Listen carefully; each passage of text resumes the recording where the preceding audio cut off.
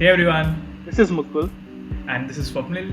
Welcome to Going Slow podcast, where we discuss our product journeys. And also have casual discussions around life, universe, and everything in between. Hello, hello. Hey, Swapnil.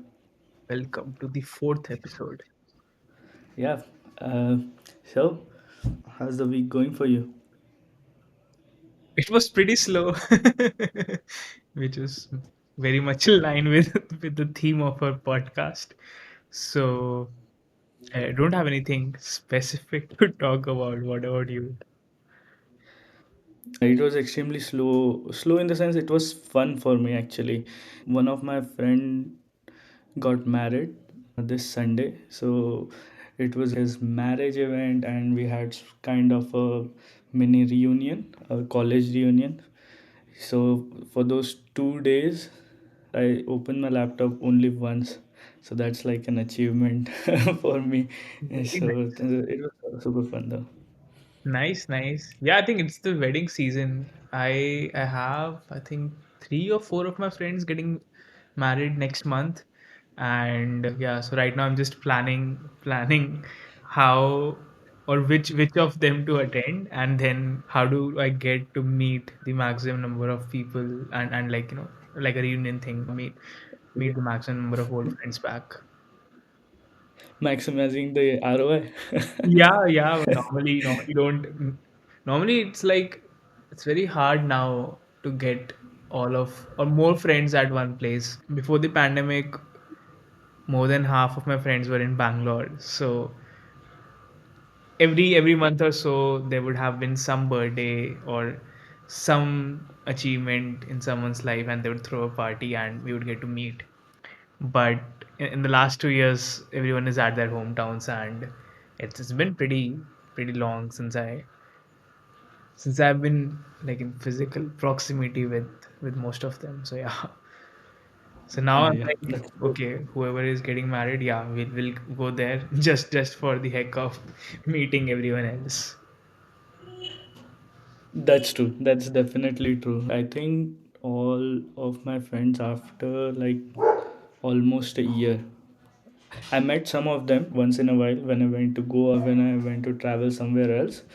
But all of them at once, I met them after I think 1.5 years basically. Yeah, totally. It was amazing though. It was a blast. Uh, yeah, and also it's a BFCM week, Black Friday, Cyber Monday week. So the number of support requests in Shopify is a little bit higher than normal because everyone, the number of sales is high, the number of people who are trying to use the apps is high.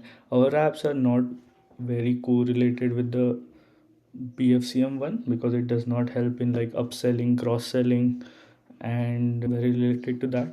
But yeah, it was a bit crazy with week Did with you support number of support did requests. you roll out any coupon codes or any discounts or something? No, yeah, I mean we kept it normal basically. We didn't roll out anything specifically for the BFCM part. Got it. So like this time on Twitter, I'm seeing a different trend, which is some of the people are doing anti Black Friday sales. So what they're saying is Okay. after Black Friday, we'll increase our prices, which I think is a super cool twist to the traditional way. Yeah, I mean it's all a FOMO kind of thing. Hmm. So it's a good marketing strategy where you create a FOMO and then basically raise prices. So yeah, that's a very good trick actually. For example, if someone is raising prices, they send a mail something like, hey, we are about to raise our prices. If you're on trial or trying out this app, please purchase this prices at this rate before this time. So that's a very good strategy. We have used it in the past in our app. So what we did was when we published our app for the first time, we did something like we had a $5 plan. We because we wanted to know if someone is willing to pay for it. So we had like a $5 plan, and we put like a crossed out 10 beside that 5, so something like It's like a 50% off. It's like a early bird offer and it's 50% off. And actually it converted a lot of users into paying customers. Like they subscribed to that plan even though they were not using it, because we were checking the usage daily, like how much the app was used and everything. It was not getting used, but there were a lot of customers who were just like subscribed to it. So that was an interesting experiment at that time, that that kind of effect like drives sales basically. Was this like a monthly subscription, or they had an option to pay annually as well? We keep it monthly. We haven't experimented with annually yet. Got it. uh, Yeah, actually, we want to experiment with annually, but I'm not very sure about that as of now, that whether we should do annual deals or not, because I just feel that I have no experience, so I'm not sure exactly in that. But for example, if some customer unsubscribes in month 6, most of them will just ask for refund for the remaining 6 week, Right. 6 months. So it's like we are doing the same thing at a some discount basically, because annual deals have some discount in it. And if someone is asking for refund in our app, we do not investigate. We just refund it right away so that they have like smooth experience. Because if they are not happy, then it's there is no point in like holding their money or asking them why exactly they want a refund or something like that. So we are very extremely straightforward in that scenario, that if you want to unsubscribe, you can unsubscribe from the app. If you are not happy with the app usage or wrongly charged somehow, just let us know and we'll refund it right away. Yeah, it's a So good ROI as well, right? When you refund it right away, and then you can get in touch with them to get feedback. And since they have seen that money has been refunded, they would be happy. Like most customers would be happy to provide you real good feedback. true. Yeah, that makes sense. It's very tricky question because at what point would you ask the question, the feedback question? Would you ask it before refunding or after refunding? Because technically before refunding has higher conversion rate than after refunding, because it's because there is some kind of trade off going on types. But generally what we do is we just do the refund and say that hey, we have refunded the amount, and then we'll just add one line explanation of like one like question of why uh, why why did you unsubscribe, or what's the number one pain point you were trying to solve through the app which did not get resolved basically. Got it. Like as a from a user's perspective, I like if I am the user, if I got a refund, then I wouldn't take the time to provide feedback, because it's again it's not Mhm. a good ROI for me. I've already like I have 100 other things to do, so I'll just move on with my life. So like yeah, I agree that if you keep the reason before, then you'll have a higher conversion. You can just maybe mention in your copy somewhere that then the next step is automatic and all, like there's no review thing going on for your reason, and you're just getting this refund automatically. Definitely, we want to incentivize them. If any person has some a way to incentivize anything, then there is a higher chance of conversion in that sense. Yeah, I mean generally if we know exactly the reason they have unsubscribed, we do not push in that sense. We just refund the amount and it's like okay, thanks for trying out the service, do let us know if you would like to try it again in the future. Right. So yeah, I think now as I think about it, I feel that this episode's theme is becoming monthly versus annual plans. So just uh, No, there are certain apps I have used which does not like provide a way to cancel subscription. For example, the internet provider service. Oh, I had a terrible experience with that whole app. I mean, they have so many shady strategies in their app. First, they do not have a cancellation link in their app. Second, for example, if you are on subscription plan X and now if you want to downgrade, you cannot downgrade through the app. You can just upgrade. So if you're on plan X, then you will see higher plans than that, but you cannot see lower plans. And yeah, I mean, I have received like X number of calls from them regarding like, hey, your subscription has expired, because I came back home, right? So the Bangalore subscription was still there, and they were like, hey, the subscription has been expired. Would you like to like recharge it or something like that? I was like, I'm not staying there. Yeah, please cancel my subscription. And their response was something like, you should call another number, a support number, or email us at this to cancel the subscription. And I was like, that is a terrible experience. I wouldn't want to implement something like that in any of our products. Yeah. So yeah, on continuing on the same topic. So I have a friend who is working on like a privacy centric analytics tool, and a few months back we were discussing the same thing, annual versus monthly pricing. And then we sort of converged on that you should only have monthly pricing for the initial few months, because if your user is not happy, you will the feedback loop is very short in case of monthly pricing.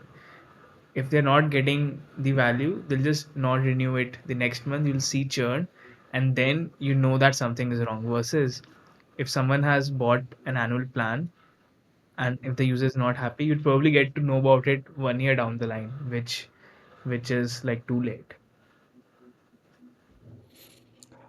Agreed, but I have one counterpoint to this, and one counterpoint and one pro for like annual plans. Like, why exactly annual plans will be nice? For example, if I am going to implement them, it's simple, like the cash flow. The main reason would be cash flow.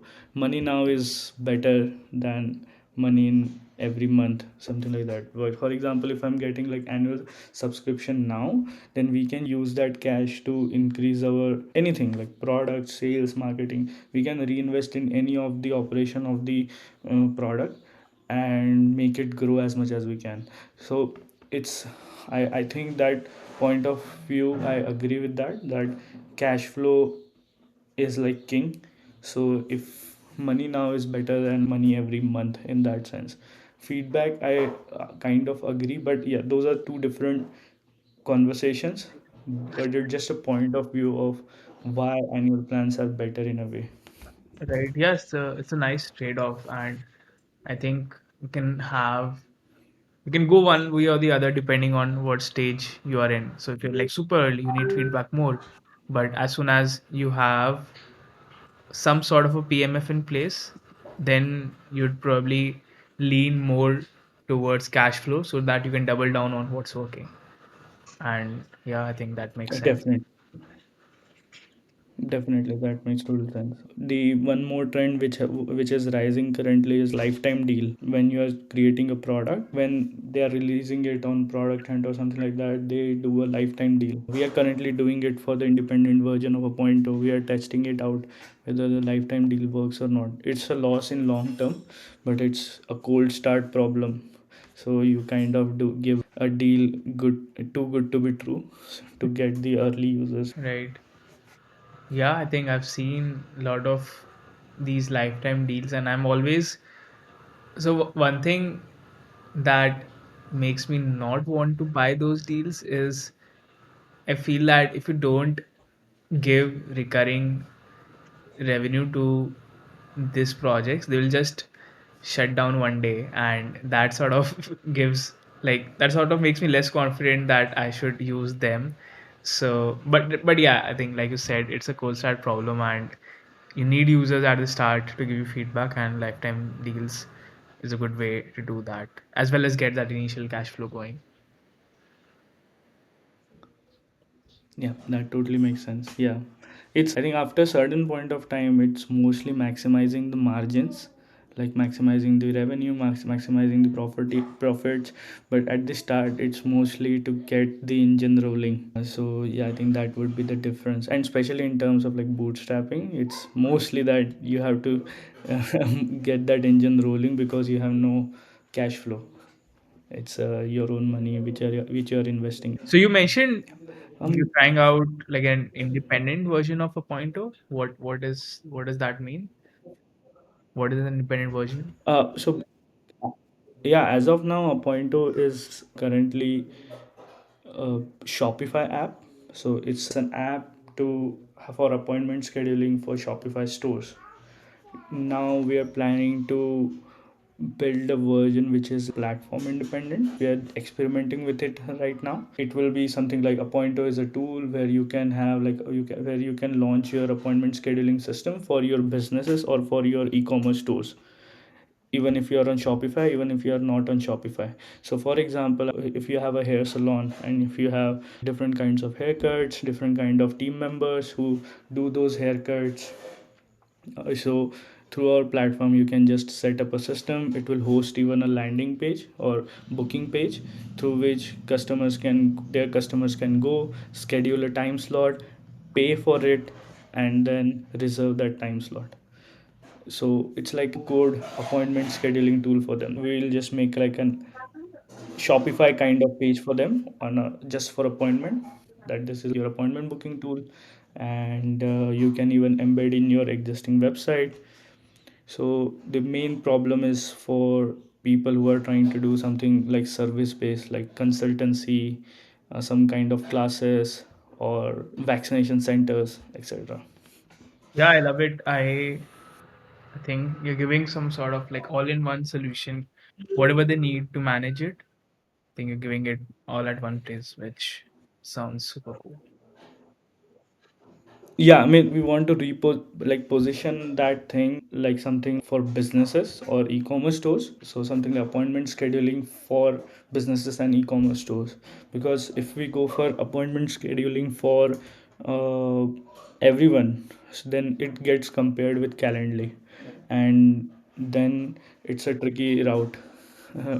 So we want to position it for a different market so that we can capture a small audience of it. Yeah, I think position it uniquely, can actually make more money as well. So I saw this tweet last week which showed the pricing plan of Microsoft Office suite and Zoom. So the MS pricing page, it had the offerings. It had like all of your collaboration docs, sheets, and PowerPoint and everything, and Teams, which is what you use for audio video calls.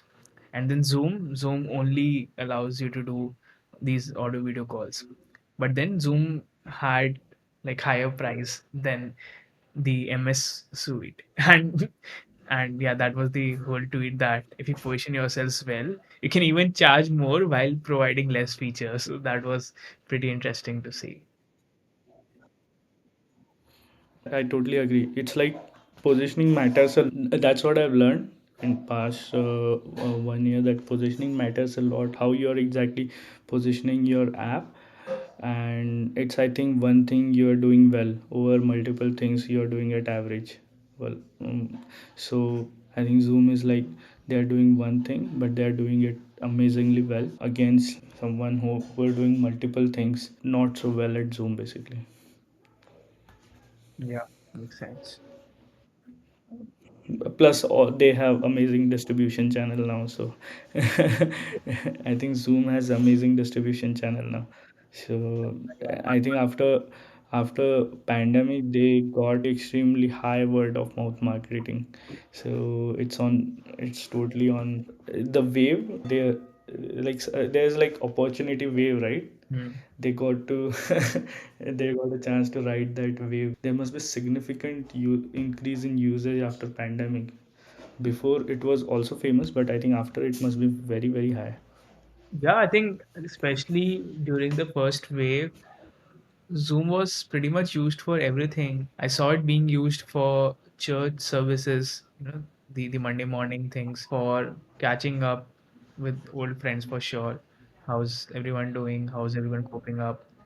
And yeah, literally everything, anything you just think of, it was happening on Zoom. The student teachers interaction started on Zoom, and then that led to more startups in this space. So yeah, I think this was a pretty, I think like after Geo, this was the next big wave that that allowed for a lot of new opportunities. Yeah, makes sense. Zoom also has a marketplace, but I'm not sure how well the apps are doing there. But they also has a good marketplace. We have our Appointo app approved there, Oh, nice. so it's a good, yeah, it's a good marketplace. The review process is little longer than expected, but the whole experience is very nice. Nice. Yeah. So like I was on Twitter, I saw that you're doing reading sessions for certain novels, right? Yeah, So can you elaborate? Like I really like what it was. There were like 5 6 sessions, and a lot of discussion around it on Twitter. right. So basically, recently, like around 2 months back, I attended the Rite of Passage course by David Perel, and his entire thesis is that you write with others, you write in public, and when you do write with others, it gets you over your initial blocks, you get feedback, and you actually write. And I actually ended up setting up my website during my time at the cohort, and I wrote a bunch of blog posts as well. And then I sort of said, hey, if writing can be a social activity, why not reading? So I just thought, okay, now I can make reading a social activity as well. And that's how I started sessions at Reademy. So the naming is, I call it Reading Academy or Reademy. So pronounced similar to Udemy, an academy, all that. So Reademy is what I call it.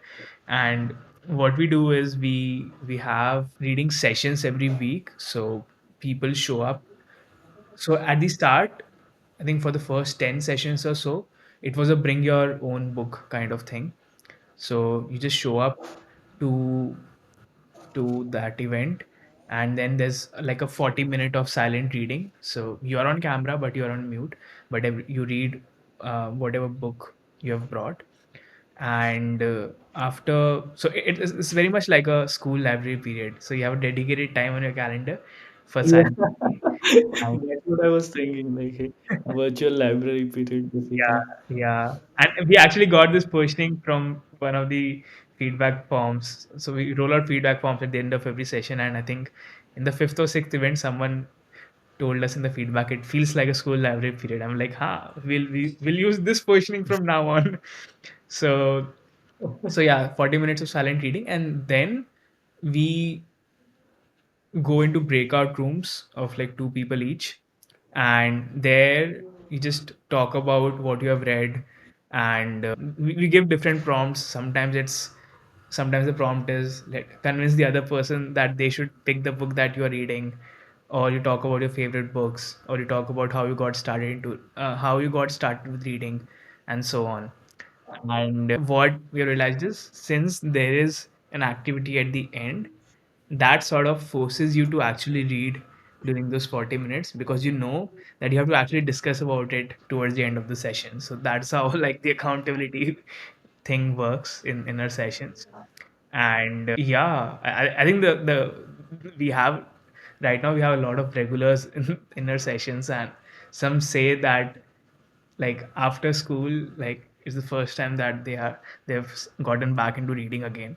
And now they're addicted to our sessions. They show up every single time, and they're like, this the sessions are how they progress reading on their reading list. So yeah, I'm like super happy with how it's going. And then recently, last week, we started experimenting with some theme based events.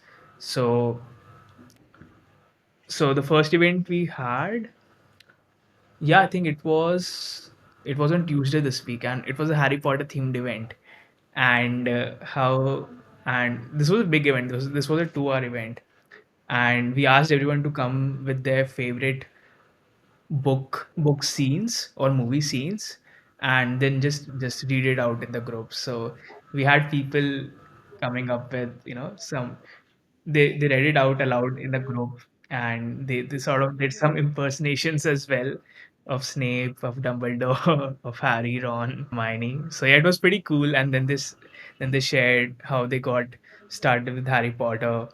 and how good of a writer J.K. Rowling is, that all of the characters, like no character is perfect. Even Dumbledore has a flaw, and Voldemort has a very nice backstory, that he was born out of, like, his mom used a love potion to to get his father, and then so Voldemort was born out of that particular thing. And like there's a very nice overarching theme of love in the books, and yeah, mostly that all characters are flawed in some sense. So yeah, it was a very nice event.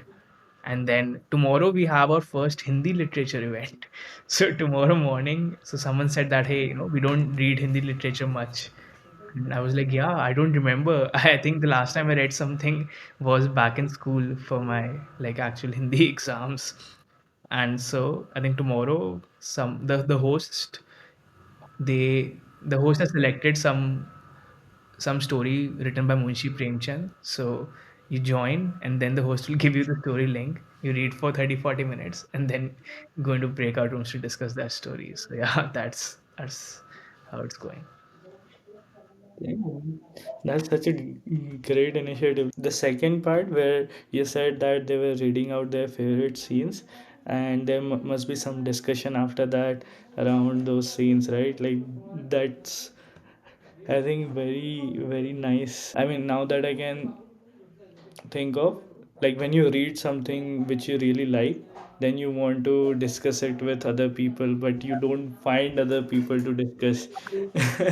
So in that case, if you're in the like-minded group and you're like saying, oh, you like this portion of the book or specific scene in the novel, and you're totally hooked by it, and that totally makes it worth it to discuss, right? Like for example, if you are sharing something and someone is also sharing their perspective on the things you like, I think that's nice to hear.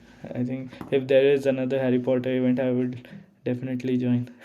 Yep. I think we had a few such requests at the end, and then I was like, hey, if you want this to happen, then you host it. So now I'm trying to make this like a community led thing, because like I cannot host sessions every single time, and then that also creates a dependency on me, that if I don't do it, then nothing happens. So now, yeah, in the later, yeah, since the last week or so, I'm sort of now pushing other community members to take up these sessions, and so that it becomes a self-sustaining community, and we can actually scale it further as well. So we can have like little nice groups of, let's say there can be nice little group of science fiction lovers. There can be something, there will always be a group for non-fiction, because that is how Yeah. people perceive it, ki, हाँ, if you're reading a book, it should be productive. So non-fiction group will always be there. Yeah, I mean, I'm like a big fan of fiction novels. Very hardcore sci-fi, fantasy, fiction kind of novels. So during my college time, I was reading those type of novels a lot, and when I used to share that, oh, I am reading this novel and stuff. So the first question was, so which autobiography or fiction or what hustle kind of novel are you reading? So because something like, if I ask them like what exactly would you like to read, so their response would be something like Elon Musk autobiography, Deep. or some very deep and very hustle. Well, I mean, those novels are maybe nice, but the fiction novels are very underrated, I guess, because they have great storylines. One thing I really like about fiction novels over movies is that, like, in movies, the actions are perceived by music and their acting. In novels, actions are perceived by what they are exactly thinking at that point of time, because in the novels they can specifically write exactly what they're thinking, that I hesitated and moved left. Then you can basically have that kind of connection. Oh, that's what was going through that character's head. So yeah, I mean, I really like that deeper level of insight in fiction novel. Like when I watched Harry Potter movies first and then read novels. So I was very surprised by how much content was missing actually. It's hard to. I get it like it's very hard to get it in like 2 hour movie. That I totally agree. But yeah, I mean I was pleasantly surprised basically. There was so much. They split the Uh, last part into two movies, and still it had a lot of missing moments from the book. So yeah, it's very hard to cover everything. But I think the starting two movies, like almost similar to books, they have covered almost everything. But then from third onwards, you lose yeah. a lot of context in the movies. And yeah, once you read the books, you realize, oh, this makes more sense now. And yeah, it also, I think, if you just read books first, you also have a nice freedom to imagine the things, to fill in the blanks as per your wishes and creativity. But when you actually see the scenes and the characters, and then they are sort of etched into your minds, yeah, this is how they look or this is how they behave. And yeah, I think that's one more reason I like books more, that it gives you the autonomy, the freedom to imagine things or fill in gaps as per your wish. Totally agree. And one of the things I really like to do is, for example, if I'm starting one fiction novel, something which I'm reading, for example, if I'm reading something, then I try to Google that TV series, that novel series in Reddit. So, a lot of people have very good fan arts. So, when I see those fan arts, I'm like, oh, this is how I should imagine that character, and this is how much that character is very similar to how much I had in mind basically. So it gives me a really nice thing. Like for example, next time if when I start reading that, then I get that image in my head. Oh, that character looks something like this and should look something like this because it's awesome. Right. So what's your favorite fiction of all time? I really like Brandon Sanderson's novels. I'm a big fan of Miss Bond series. So, have you heard of Brandon Sanderson? So, he mostly writes fiction or sci fi. So, he has a thing going on right now where he is writing lot of fantasy novels, assuming he has like five different fantasy worlds. And for example, Miss Bond is one of them. Miss Bond is a uh, 3 part 6 part series he has written. There is also called Stormlight Archive, he has written that as well. And there are few more. So every series is independent, and there is a overlying story, like there is a story which is going, which is common in every one of them. So it's like a Marvel version in his world, and it's really good.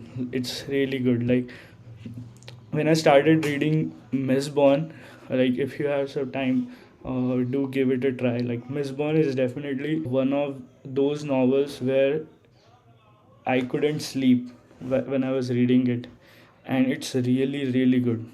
I mean, when I it's very satisfying too. Like when you so he has a thing called, he writes in a way so that he will he will leave so many clues in the story, but you will not be able to catch it, and at the end everything will start clicking, and it is so Yeah. satisfying when you read it. I mean, it's one of definitely one of the best novels I have, best trilogy I have ever read, Miss Bond trilogy. And subsequent then I'm like fully invested in the whole world, as I mentioned. So Cosmere universe has basically had one god which got splintered into 16 smaller gods, and then it's something like a lore, folklore kind of thing in his universe, that every world is controlled by then. So what happens is like every world has their own story going on, every world has their own magic system, every world has their own rules, and every world has their own complex story going on, something like individual Marvel movies. And it's similar for all of those worlds, like there are 4 5 worlds. And if you start reading, then you will realize that there are certain characters who are actually coming from one world to another. So there is one overlapping story going on too, which is like Avengers. So it's not at that point yet, but it's amazing to catch those moments in that novel. And I actually recommend to all my friends to read Miss Bond. I have That's like my already, most go-to thing. yeah, I've That, already opened Goodreads, marked it huh? as, I've already opened my Goodreads account and marked it as to read. And I see a lot of five-star reviews from my friends on the Mistborn, the Final Empire book. So yeah, I'll be picking it up very soon. Definitely, do let me know too. Actually, once you pick it up, the first novel is amazing, second novel is amazing, and then it's like a trilogy. Then the third trilogy is really good. So, I mean, third part is really good. It's one of the best fiction novels I have ever read. And he is also doing era kind of thing. So, for example, the Mistborn series, the first trilogy is like medieval times where there were knights and all those things. The second, which is going on right now, it's based on 1980s era, so cowboy kind of. The third trilogy, I think he is planning in future, is going to be in our times, similar to what we have right now. And the fourth one he is planning, it's going to be space opera. So he has everything planned. If you go to his website, brandonsanderson. He has a progress bar that his next novel is 60% completed, 70% completed, 80% completed. So he keeps in loop all of his readers that how much time is left for his novel, like his draft to get completed. He's like a machine. Definitely amazing. Oh wow, I just opened and I just opened his website and the bars are like super, it's above the fold itself. I thought okay, I'll have to search for it, but it's like very, very clear and very, yeah, it's super awesome. So I see Skyward Yeah, I mean, 4.030%. Yeah, that's super fine. yeah, I mean, basically, he will add, like, for example, there is one thing which is very infamous in fantasy fiction world is that most of the authors start the series and does not end it. Like, for example, Game of Thrones. Mhm. And Game of Thrones is not the only novel which is not yet finished, but it's like the most famous one. But there are other series which are very similar, which are very famous. For example, King Killer's Chronicles, Gentleman's Bastard. These are very famous fantasy fiction series, but their last part was released like 5 plus years ago. So everyone is like waiting for the next part, but it's not coming. And that's where Brandon Sanderson is like every year he releases one thing. So he's like super consistent. That's one of the one of the things I really like about him. He's like he'll write one novel and then his to get that mind out of that novel, he will write one short novel on another topic.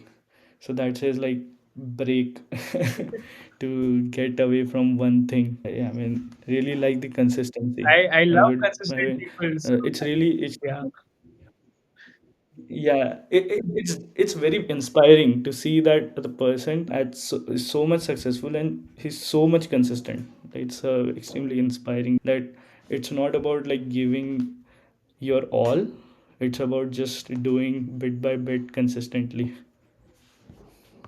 yeah, I think this looks like a good Yep. way to end I this. think yeah, in our next episode we'll discuss Swapnil's books. Yeah, that's a nice hook there. Cool. So I'll then wrap it, folks. If you liked it, tag us on Yeah. Twitter. Our handle is Going Slow Pod.